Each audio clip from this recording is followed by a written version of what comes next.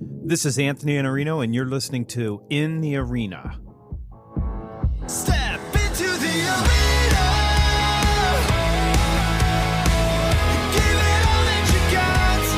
Into the arena.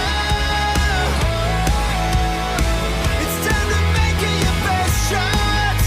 Chase the dream and break the scene. Your opportunity is right here. It's right here. It's right now. Welcome to my arena. This is the maiden voyage of the podcast In the Arena, and I'm thrilled to have Chris Brogan as my first guest. Chris is a New York Times best-selling author, and for my money, he's the best in the business when it comes to building a community by creating value. He's also a co-conspirator of mine on a couple projects, and he's a really good friend. Here, I talked to Chris about his new book, The Impact Equation, and about what you can do to build your platform now. Chris, how are you? I'm the very best, and you? I am wonderful. And you and I never, ever speak without immediately turning straight away to business, and this will be no different. And I want to start here with you and your new book, The Impact Equation. You've written this book. It's a follow-up or a follow-on to Trust Agents. And I want to ask you, so you wrote Trust Agents a few years later now. You've got some new distinctions that you've made. You've got some new ideas. What have you noticed that made you write The Impact Equation? Well, in 2009, Julian Smith and I wrote this book called The Trust Agents, and we wrote it to say, you know, there's this way that you could try to be human at a distance, and one way that you could do that would be, you know, using something like the social web. It wasn't a book about the social web, but we used that to sort of paint with because it was a very fresh and vibrant tool. And we said, so you could really learn how to be human, and that would change the way your business is running. And people flocked to the social web, did nothing kind of like what we recommended, and then everyone sort of showed up. And so in 2012, we wrote a book called The Impact Equation to say, okay, this isn't about the social web either. This is about how do you get your information heard and seen and cared for by a platform of value. And it just so happens that the social web might still be the tool, or it even might not. But, you know, we found some attributes that we thought we could share with people to say, now that everyone's there, how do you stand out? That's interesting. And in sales, we have the same sort of curse in that if we say there's a new tool, then the tool is a substitute for the outcome. And what I hear you saying is that with Trust Agents, it wasn't about the tools, and it's still not about the tools. It's still about how do you be human and how do you make a difference and stand out. You start the book with a central premise that you and I have talked about a couple times. And really, this is a big theme for you in your writing and in your work, especially around bravery. And it's the central idea of permission and picking yourself. Tell me what you mean by picking yourself and bravery and giving yourself permission. And tell me why you start the book with that point. Well, one of the things I think that people don't do very well is claim their own crown. And that is, you know, give themselves permission to be the owner of whatever they need to do or whatever they need to be. And so I think that in starting the book out, one of the things we did with this was we said, you know, before we even talk about how to make an idea stand out, we need to talk to you about your goals and how to make sure your goals are what you want them to be and all that. So there was a little bit of conditioning for people to say, let's really just go through what your goals mean and what they matter to you and whatnot. And then let's talk about how to make an idea stand out. And then let's talk about how to build a platform where people can see it, etc. Part of that is, you know, claiming permission, taking permission for yourself, just kind of, well, you know, as you and I said at one time, finding your superpower of flight and being able to fly because you don't have to wait for someone to tell you. So to me, it's just a matter of, you know, making sure people have that mindset before they go to the next one.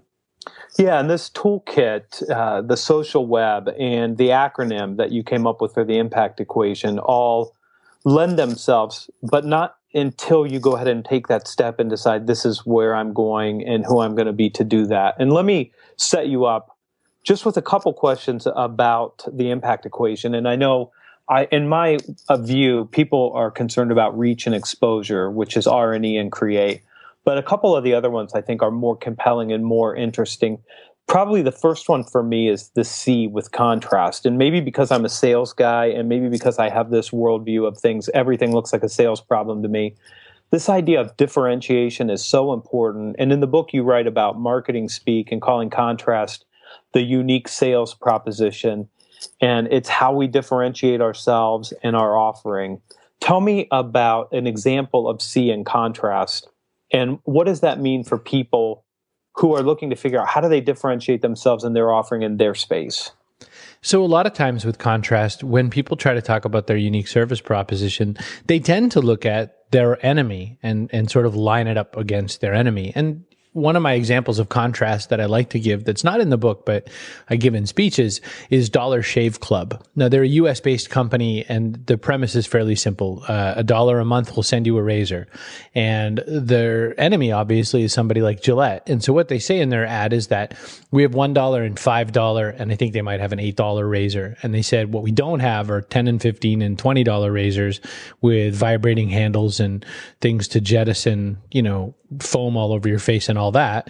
And the reason we keep our costs down is that we are not paying for stadiums and ads and things like that. So it's an underdog story.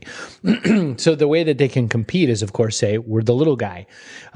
It's interesting how a lot of times companies, salespeople, professionals, small business owners all tie themselves against the big guy and quite often try to say we're just like the big guy.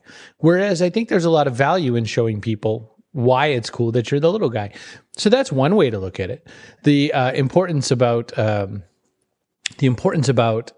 trying to think of contrast is how can I make myself a little bit different than someone else? But it's got to be something further than a gimmick. I find, when somebody asked me once about branding, they were saying, I wear the same shirt. It's a blue shirt.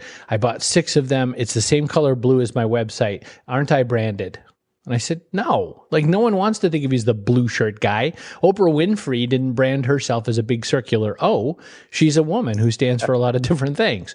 So I guess one of the other big points about contrast is it's never supposed to be a gimmick. It's just supposed to be, you're a guy who talks about leadership and also sales. I'm a guy who talks about community and also business and marketing. So it's kind of like that.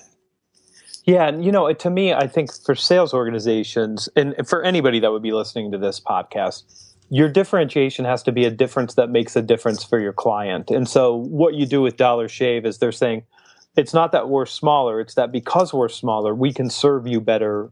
You never have to think about razor blades again. They show up right at your house, and you're not paying for advertising and for the middleman. And that's the difference that makes a difference. It can't be that my hair is blue, although that will make you stand out. Your example in the book is, if you're a punk band, everybody in your world looks the same, and rebellion would be to do something different than that. So it has to be a difference that makes a difference. Let me take you through a couple other, 2 more of these. I know we get to reach and exposure because everybody wants to look at their cloud score, their cred score, their Twitter followers. I had a tough time, though, with Echo. First, I had a tough time sort of understanding what Echo was. And I learned a lot about Echo from watching and emulating you, so it took me a while to catch on to what you were saying with that, but I get it. And in my mind, your newsletter is the perfect example of Echo. Share what Echo means and give me an example of somebody who's getting Echo right. So Echo, for instance, is do I see myself in you? Echo is the chapter that I think we probably did the worst job writing, I guess, because that's the one that most people ask us questions about, by the way, out and about. They'll say, I seem to get most of these, but what's Echo? The point is, so now I've told you stand out and be different. What makes me very different than some other company or something like that? Well, Echo is, do I see myself in you? And one of the really common things I love to say about sales is we buy from people that we like, and we tend to buy from people that we think are like us. We like having the same worldview around us. We like that sense that this person is similar to me in some way.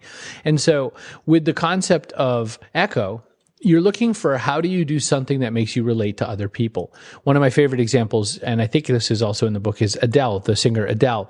When I watched her play live at the Royal Albert Hall, she was on this stage, thousands of people, and in between every song, she would talk to people as if she was talking to one person or a couple of girlfriends out at a drink. And the feeling was so intimate. And again, remember, thousands of people, the Albert Hall, this is a famous place that, the Beatles have played and all these kinds of folks. And, she's very personable. Contrast to any old band that's out there screaming, "Hello, Cleveland." And, you just know that they're the kind of people who only refer to the people in the audience as their fans. They have this huge platform above those people. And that's really, not the way to go for it. So I just think the real opportunity is to understand in what ways can you make yourself seem like the kind of person that people need to know about. And there's a ton of ways to do it, Anthony. It's just a matter of in which way can you make yourself be known to that other person. Do you have to be vulnerable to do this? I mean, do you have to let a little bit of your guard down? And I think about salespeople, and we want to be so professional, and we're sitting across. And there's this mistake about rapport, meaning that you're likable, and really it more reflects the idea that we're alike. And I see that in this idea echo. But do you sort of have to let your guard down and be real and let people in to create that kind of echo? Yeah, I mean that's definitely a really great thing to ask about.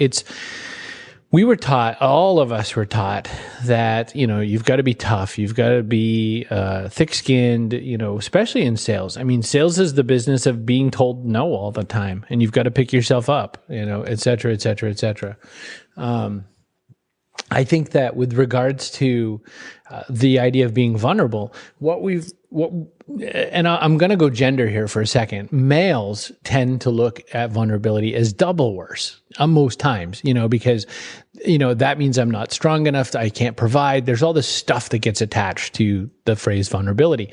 Now, the difference is if you talk about, one of the things that you're a bit vulnerable around and it's not something weird. I mean, there is what I call the Perez Hilton hot mess line. There's this whole thing where you don't want to say stuff that's just wide open, weird, and unrelatable, and that people aren't going to want to, deal with. But I mean, for instance, if let's just say you're at an opportunity to have a conversation, and maybe it's a sales meeting like you tend to get into, and the other person says something like, well, I just don't even understand how this thing works for me. And you say, well, take me, for instance, I'm bad at math, even just kind of admitting to something like being bad at math might be every bit of an opening that the person needs to say, hey, that's weird. Me too. I find that, any of these times where we kind of share some piece of us that's not, mission critical, it's not going to kill anybody. It's interesting, even when it is mission critical. I think in a sales opportunity, I tend to be completely honest, and it's always served me well. And I tend to tell clients that we always get everything right, after the third try. And they laugh and say, yeah, us too. Getting good results is difficult, and admitting that it's going to take work tends to generate trust. And pretending that it doesn't take work tends to generate, some sort of a disconnect, because if it's easy, then they would have already done it before you showed up. Absolutely. And vulnerability, it just seems to me we don't want to be that. And I see some of that in Echo. Let me keep you on this for just one more quick question. In your newsletter, in my mind, that's Echo. You are so real and so personable. How many email responses do you give to a Sunday newsletter? And how many do you respond to? So at the time of this, I am just approaching about 25,000 subscribers on my list. And in the very first day, the usual opening number is around 4,000 or so. And then that doubles over the next couple days because not everybody reads it right on Sunday. Out of that 4,000 or so, 4,900 and something actually is what it is. The number of people who responded on last Sunday's email happened to be around 400 or so. And so what the experience of getting 400 emails is, you could just do some really quick math. And I already admitted that I was bad at math, so this might be really hard. But if you do 400 emails times 5 minutes, that's 2,000 minutes. And then you divide that by 60. And if I took just 5 minutes to respond back, that should be about 33 and a third hours of my time. Now, I do it anyway. And I can tell you that it does not take me 33 hours to do all my responses. But I will say that most people who are responding to me, first off, half of them think it's still not me. And as many times as I say it's me, I can include a photo of me waving with their name in it, and they probably still wouldn't believe it. A lot of business guys say to me, well, oh my gosh, what are you doing? Why would you do that? And I'm like, why wouldn't I want to invite conversations to prospects? Yeah. And you're very real and very connected with your audience. I'm one of them, and I know. So last question. this book, in my mind, is in some ways really about platform. And that's one of my 3 words for 2013. You say this in the book: build the platform before you need the platform. And you say, even though you may not think you need a platform right now, you may not realize why a channel is important. You may think that you don't have a message. Why should you take part of this? And I say this because I know this will be listened to by salespeople, and they work for a company, and they think of themselves that the company should have a platform, and the company thinks they don't need a platform. But what would you recommend? Why would a platform be important to an individual, even an individual that's working inside a company, working for somebody else? Salespeople of Earth, we have all watched Glengarry Glen Ross. We all know what it's like to be the Jack Lemmon character sitting around depressed, wishing that we had the Glengarry leads and just figuring that we're just turning up bad leads on our own and that, there's a conspiracy against us. If you are waiting for the company to do all the marketing for you and you're waiting for the company to be your voice and do the platform, you are Jack Lemmon sitting at that desk waiting for the Glengarry leads. I am Alec Baldwin. And I'm here to tell you that what you need to do is be closing. And in this case, the closing starts at making content. And what do I mean by that? You've got to make something happen where you're not even writing about the product. Doesn't even have to be about the product. What you want to write to are what kinds of things are on the minds of your prospects. Now, depending on what the product is, it might be really easy. If you sell luxury sailboats, you know what's on the minds of your prospects. They're worried about the fiscal cliff. They're worried about what taxes are like in the US. They're worried about whatever. And then you're talking also about leisure stuff. Maybe you don't want to write about the bad things. Maybe you only want to write about the things that only rich people who travel can afford. And then what you're looking at is you're trying to come up with information and content that draws people into something before the sale. This is the coolest thing about this whole social networking junk. It is like free mind reading. It is absolutely like free mind reading because people can start picking your brain and reading your mind, and you can start searching around online and see what people are asking for that your tool or product or service or whatever can be the solution for. And so to me, that's the whole reason to get involved in this. And that's why to start a platform now, because if you're not working on building your platform, that's like saying, I'm not working on a sales list because I don't have a product to sell. It's great to have networking long before you have a product to sell, because then by the time you're ready to ask for something, you've put so much value into your community that they're dying to help you out. I think that's an important point that you make. This idea of platform, they are, and all salespeople, they're their own brand, and you're recognized as a value creator, and you're recognized as somebody who has ideas. And there is no better toolkit than this toolkit. And I recommend Impact Equation. It will definitely give you a framework for thinking about this. Chris, thanks so much for your time. Before you leave, give us the link for the newsletter. That's the most important thing. If you leave here and do anything, sign up for Chris's newsletter and read it every Sunday. It will absolutely help you think about these ideas. Where do they go? Thank you so much for that. Where do they go is hbway.com. H like human, B like business, way, WAY.com/NL for newsletter. And it's really easy to sign up. Just throw your first name or whatever in there, send your email address, and we'll confirm you. And it shows up every Sunday morning. If you don't want to read it on Sunday, don't. You can read it Monday, Tuesday, Wednesday, Thursday, Friday. Can't read it Saturday. It just is illegal in most states. You're going to want to read it Sunday. It's worth waking up to. And I feel like it's having a conversation with Chris. Chris, thanks so much for joining me here on the maiden voyage of this podcast. I am so glad to be here, Anthony. Thanks for having me. I'll talk to you soon. Thanks for spending your time here with me. If you want more ideas like these, you could join me at www.thesalesblog.com, where I write and post every day. You can also sign up for my weekly newsletter at www.thesalesblog.com/newsletter. That's what I've got for you this week. See you next week right here in the arena.